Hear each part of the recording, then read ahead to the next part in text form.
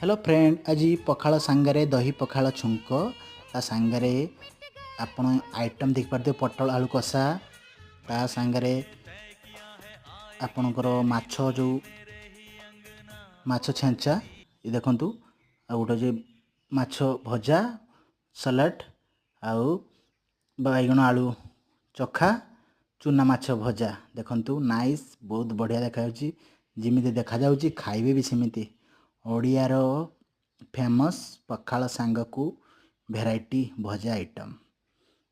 खातु मजा करंतु।